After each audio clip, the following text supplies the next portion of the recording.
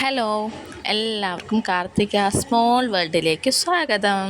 ഇന്ന് എൻ്റെ ഒരു സ്പെഷ്യൽ ഡേ ആണ്. ആ സ്പെഷ്യൽ ഡേയിൽ ഒരു സ്പെഷ്യൽ സാധനമായിട്ടാണ് ഞാൻ വന്നിട്ടുള്ളത്. നമുക്കും വേണ്ട ഇടയ്ക്കിടയ്ക്ക് ഒരു സ്പെഷ്യൽ ഡേ ഒക്കെ അല്ലേ. അപ്പോൾ അതെന്താണെന്ന് നമുക്കൊന്ന് കണ്ടിട്ട് വന്നാലോ. ഇതാണ് ഐറ്റം. എന്താണെന്ന് മനസ്സിലായിക്കാണല്ലോ. നല്ല നാടൻ പന്നി. എപ്പോഴും ചിക്കനും മീനൊക്കെ അല്ലേ കഴിക്കണേ. അപ്പം ഞാനും വിചാരിച്ചു ഇന്നെന്നാ പന്നിക്കറിയാക്കാമെന്ന്. ഇത് കാണുന്ന പോലെയല്ല കേട്ടോ. ഇതിൻ്റെ തൊലി മുറിച്ചെടുക്കാൻ ഭയങ്കര ബുദ്ധിമുട്ടാണ്, ഭയങ്കര ഉറപ്പാണ്. ഞാനിതൊന്നും ചെയ്യാറില്ലാത്തതാണ്, പക്ഷേ ഇന്ന് വേറെ ആരും ഇല്ലാത്തതുകൊണ്ട് ഞാൻ തന്നെ ചെയ്യേണ്ടി വന്നു. നമ്മുടെയൊക്കെ വീട്ടിൽ വല്ലപ്പോഴും വാങ്ങുന്ന ഒരു ഐറ്റം അല്ലേ. അപ്പോൾ അങ്ങനെ ഇരുന്നപ്പോഴാണ് ഞാൻ വിചാരിച്ചു എങ്കിൽ പിന്നെ ഇതിൻ്റെ തന്നെ ഒരു വീഡിയോ ചെയ്തേക്കാമെന്ന്.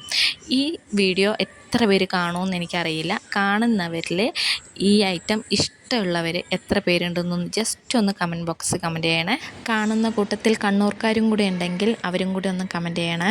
ഈ സാധനത്തിന് നല്ല വേവുണ്ട് കേട്ടോ. ചിക്കൻ വേവിക്കുന്ന പോലെ കുറച്ച് നേരത്തേക്കൊന്നും വെന്താൽ പോരാ, നല്ലോണം വേവണം.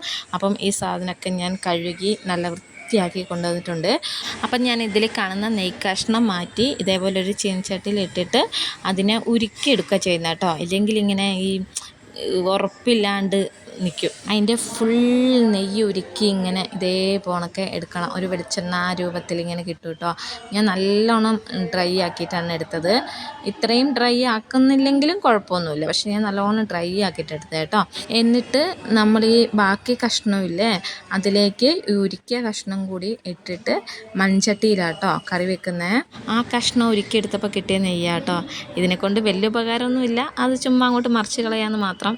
എന്നിട്ട് ആ കഷ്ണത്തിലേക്ക് പച്ചമുളക്, ഇഞ്ചി, വെളുത്തുള്ളി, കുരുമുളക് പൊടി, മഞ്ഞൾപ്പൊടി, ഉപ്പ് എല്ലാം കൂടി ഇട്ട് നന്നായി മിക്സ് ചെയ്തതിന് ശേഷം അടുപ്പത്ത് വെച്ച് വേവിക്കുക. നമ്മുടെ ഈ ഐറ്റം പാതി വേവാവുന്ന സമയത്ത് വേറൊരു ചീനച്ചട്ടി ഗ്യാസ് അടുപ്പിലേക്ക് വെച്ച് അതിലേക്ക് കുറച്ച് സവാള വഴറ്റി ബ്രൗൺ കളറാവുമ്പോൾ മുളക് പൊടി, മല്ലിപ്പൊടി, കുരുമുളക് പൊടി, മഞ്ഞൾപ്പൊടി, പന്നി മസാല എല്ലാം കൂടി ഇട്ട് നല്ല ബ്രൗൺ കളറാക്കി വഴറ്റിയതിന് ശേഷം നമ്മൾ ഈ പാതി വേവിച്ച് വെച്ചിരിക്കുന്ന കറിയിലേക്ക് അത് മിക്സ് ചെയ്യുക. എന്നിട്ട് അധികം ഗ്രേവിയൊന്നും ഇല്ലാത്ത രീതിക്ക് നന്നായി ഇത് വേവിച്ചെടുക്കുക.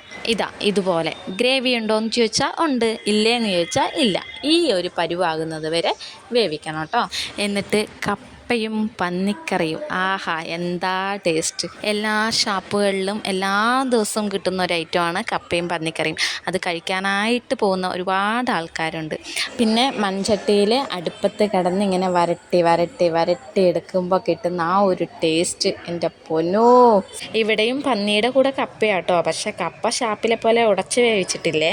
അതിനുശേഷം ഒരു വാഴയില വെട്ടി അതിലേക്ക് ലേശം കപ്പയും കുറച്ച് കറിയും എടുത്ത് കഴിക്കുമ്പോൾ കിട്ടുന്ന ഒരു സ്വാദ് അത് പറഞ്ഞറിയിക്കാൻ പറ്റത്തില്ല. അത് കഴിച്ച് തന്നെ അറിയണം. അപ്പോൾ പറഞ്ഞതാരും മറക്കണ്ട.